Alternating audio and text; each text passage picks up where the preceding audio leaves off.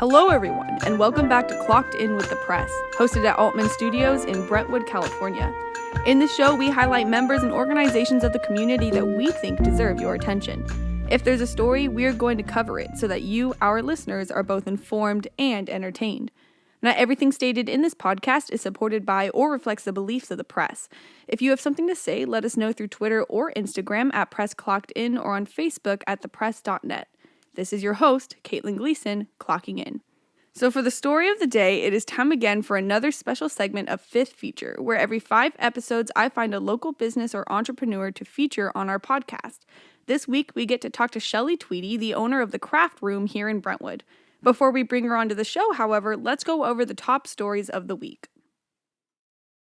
The East Bay Regional Park District received the Global Citizen Award by the United Nations Association East Bay and Silicon Valley chapters during a virtual ceremony on October 24th.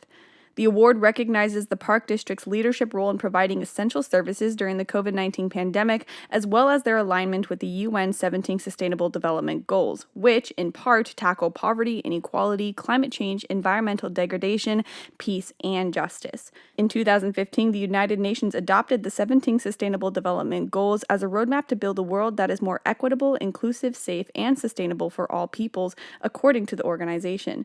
Since the Park District's founding in 1934, the district has enhanced the quality of life for residents in the East Bay as well as for the natural environment and wildlife. Next, the city of Antioch has launched an app-based rewards program for consumers that encourages shopping at local small businesses. The program, through the Open Rewards app, will allow consumers to earn 5% rewards when spending at participating small businesses in Antioch.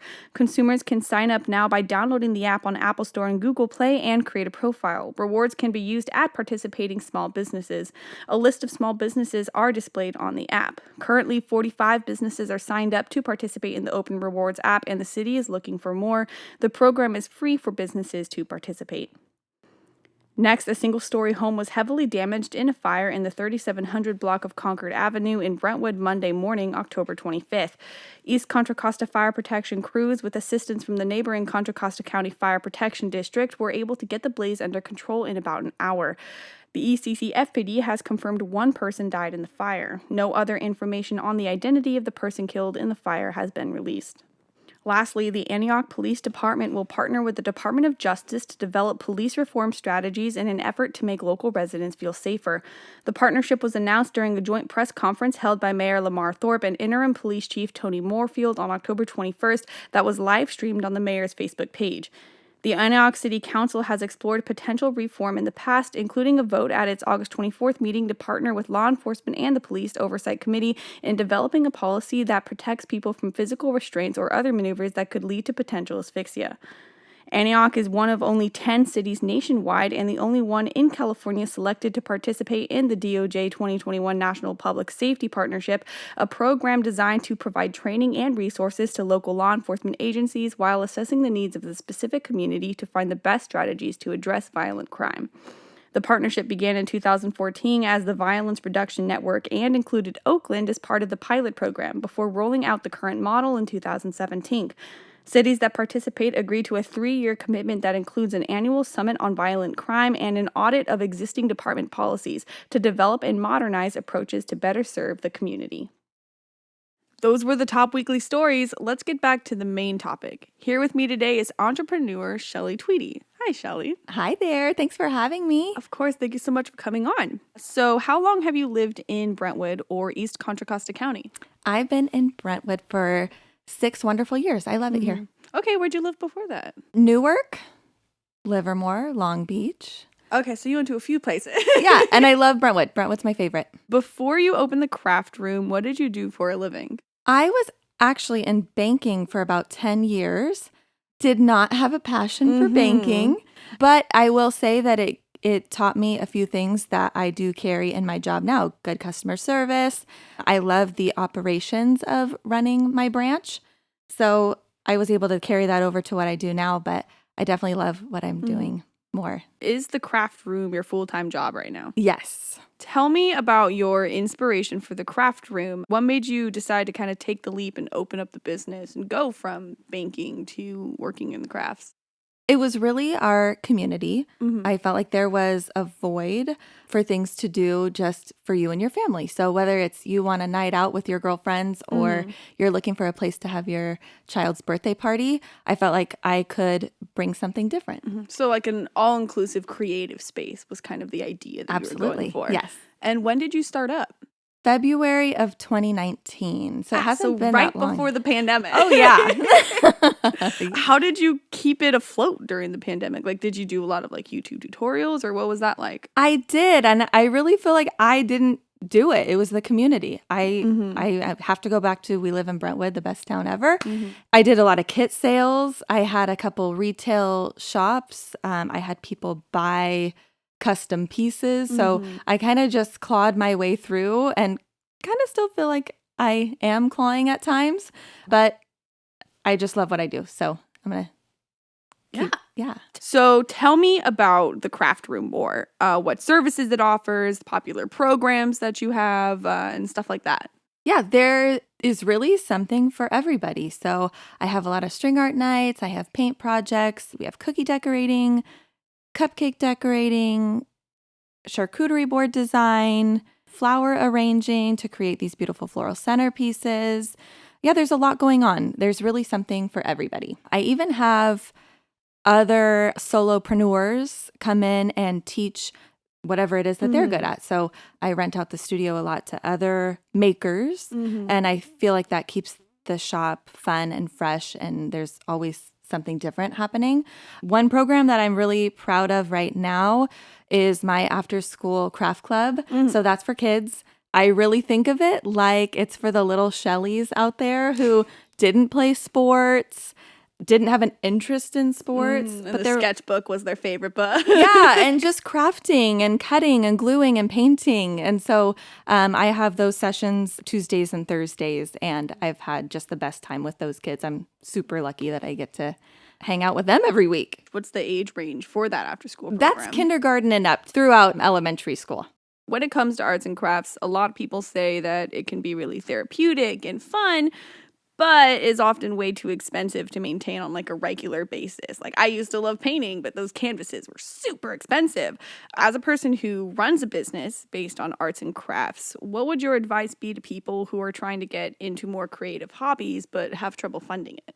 Well, actually, it's kind of funny because there is a saying in crafting that, you know, you see something in the store and you're like, oh, I can make that. You could like buy the thing, or it costs $92 to actually make yourself or to DIY. So DIY can get expensive.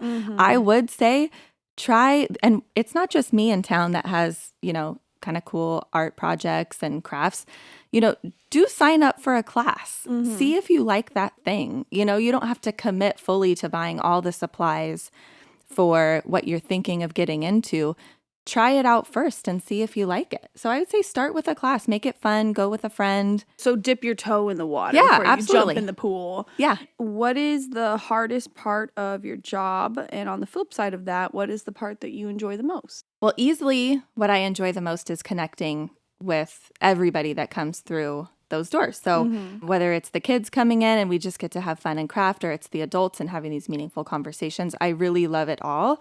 As far as hard, I wouldn't say there's anything individually very hard, but when you package it all together and it's a one-woman show, that's where it can get challenging, is I'm in charge of everything. So we have the making and the website and the instructing. And so when you put all that together, it's a hefty load, but individually, I would say there's not too many hard things about it. So you're basically running like a one-woman show. You're having 10 different hats and you're doing all at once. I love all the hats. It's just a lot of hats. Right. You can only keep so many balanced on your head. Yes. Do you find some types of arts and crafts are easier or harder to teach to your customers? That's a good question. I really try to come up with projects that I know you will leave loving. So I don't try to come up with things that are hard because I want you to love what you've created. And if you don't, I'm not letting you leave until you love it. So I can help, or typically you need a little bit more help with the string art versus the paint projects. So what are some of like your favorite projects that like you've kind of made or taught other people to make or seen other people make? Yeah, string art is my jam. So if you've been in there, you've seen a lot of my projects. And that is actually where I got my start. So I saw string art online, thought, oh, I'm going to try it. And then turned a hobby into creating custom pieces for my friends and family. And then I saw that, craft nights were a thing. And so before I actually opened the shop, I did mobile parties to where you'd invite me to your home and I'd instruct a class for you and your friends. Oh. So yeah, that kind of like led me into opening the shop. Yeah. So, not that I don't know what string art is. Oh, but yeah. For Brian, the technician, Yes. can you tell him what string art is? Okay, so you have a piece of wood and then you hammer in the nails and it's in the shape of a certain design. And then you fill it in with string. So instead of like coloring in a picture with a crayon, you are stringing it in. And it's just a really cool, unique piece of art. Yeah. Yeah. It's something different. How long does a project like that normally take to do? Because you said you were making them and giving them to people and then selling them. So how long does one string art project take? For me, I can do them pretty quick. A class, let's say you were to come in for a class, it's a 2-hour class. And that gives you like enough time to hang out, chit chat, enjoy your 2 hours. For me, I can probably do quite a few in 2 hours. Yeah. Yeah. All right. Yeah. We talked about your after school program. And as we were talking about that, I was reminded of the memorial cards that you did. So if I remember this correctly, you hosted an event to have memorial cards being sent to the family of Sergeant Nicole Gee, who was one of the 13 soldiers who died in Afghanistan. Tell me a little bit how you ended up getting involved in that. Well, actually, so I work closely with Brianna from the Speakeasy Baking Company, and that was her project, so I can't take any credit for it. She definitely put it all together. She has a really big heart. She just asked if I would mind having it at the shop, and of course, I'm always down to help for a great project and something that I wanted the whole community to be involved in. So I just kind of volunteered my space, but I was definitely happy to be a part of it. But Brianna's awesome for putting that together. Yeah, that sounds like a really wonderful program that you did. I really appreciate you coming out here today. Absolutely. Anytime. Thank you for having me. Of course. I can't wait to find out what other projects you do. Well, that's it for today's episode of Clocked In with the Press, and I thank all of you for choosing to stop and listen to it. What are your thoughts? Do you have any creative hobbies that you have started up this year? And what are some classes that you would like to take at the Craft Room? Let us know on Twitter or Instagram at PressClockedIn or on Facebook at thepress.net. You can also stay up to date on the latest East Contra Costa County happenings at www.thepress.net. This is your host, Caitlin Gleason, clocking out.